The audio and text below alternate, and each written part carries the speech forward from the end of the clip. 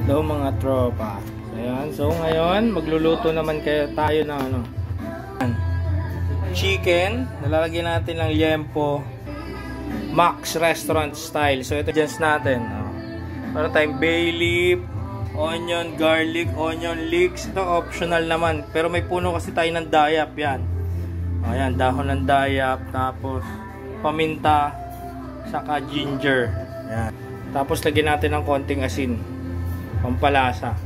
So bahala na kayo. So gagawin lang natin yan. Papakuluan lang ng mga 30 minutes to 1 hour.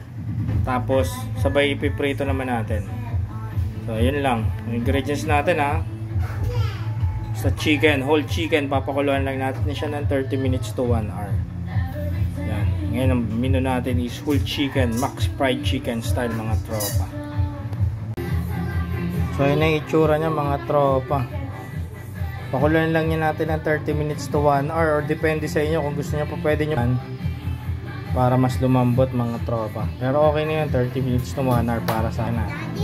Gusto niyo pwede niyo rin ginisa mix or ng bechin yan. Mamaya papakita naman sa inyo pagluto na yun, pag prinito ng mga tropa. So yan ang mga tropa. Yan ang mga tropa. Hello, tropa. Lumambot na yung ano natin. Hello mga tropa. Hello, tropa. Ayan na, malambot na yung ating manok.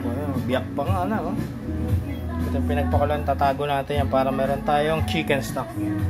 So ayan mga, after nyan palamigin lang natin yan, tapos prito na natin mga tropa. So after natin siya mapadry, prito na natin siya ng diretso mga tropa. So ayan, nakasalang na. Sobrang lambot niya, na-deform na nga mga tropa. Para mabilis natin maluto. Pahaan natin siya ng kamote fries. Yan mga. So yung pagkain natin ngayon, chicken and pork fried chicken. So ayan na mga tropa, luto na yung ating Max style fried chicken with liempo and kamote. Tanghalian na mga tropa, let's eat na, go. Yun lang, sana ganyan, lutuin nyo din to sa pamilya nyo mga tropa. Pwede kayo pumili ng malaking manok, maliit lang yung manok namin. Bye, see you on my next vlog, bye.